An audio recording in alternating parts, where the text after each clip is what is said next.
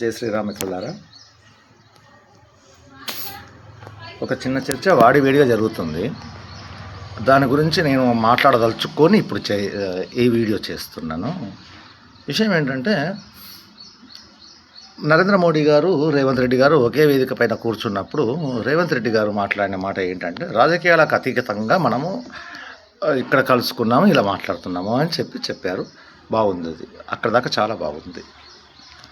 తర్వాత ఆయన ఏమన్నాడంటే, మీరు గుజరాత్లో ముఖ్యమంత్రిగా ఉన్నప్పుడు మన్మోహన్ సింగ్, ఏదైతే కాంగ్రెస్ పార్టీ ఉన్నదో, మన్మోహన్ సింగ్ గారు ప్రధానమంత్రిగా ఉన్నప్పుడు గుజరాత్కు నిధులు ఎలా ఇచ్చారో మాకు కూడా అలా ఇచ్చి సహకరించండి అని చెప్పారు.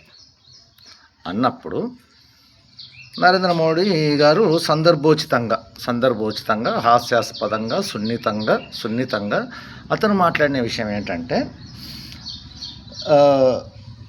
గుజరాత్కు అప్పుడు మన్మోహన్ సింగ్ గారు ఇచ్చినది ఏదైతే నిధులు ఉన్నాయో ఆ రకంగా ఇస్తే ఒక 20% కూడా ఇప్పుడు రాదు, మరి అదే రకంగా ఇవ్వమంటారా చెప్పండి ఇప్పుడు అని అన్నాడు. అంటే దాని ఉద్దేశం ఏంటంటే, అంతకు మించి ఇస్తున్నాం కదా నాయన నిధులు అని చెప్పేసి. వాళ్ళ లెక్క వాళ్ళకి తెలుసు, వాళ్ళ బొక్కలు వాళ్ళకి తెలుసు కదా, నరేంద్ర మోడీ అంత పిచ్చోడు కాదు కదా అంటూ ఆయన ఏమన్నాడంటే, అభివృద్ధి పదంలో కలిసి నడుద్దాం, మనం అందరం కలిసి మాతో జత కట్టండి, అభివృద్ధి కోసం మాతో జత కట్టండి అని చెప్పిండు.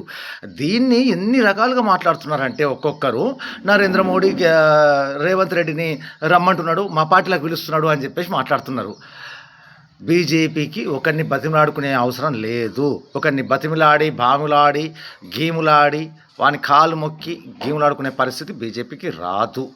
అందులో శ్రీరాముడు లాంటి నరేంద్ర మోడీ ఉన్న పరిస్థితులలో అస్సలు రాదు. ఇది ఫిక్స్.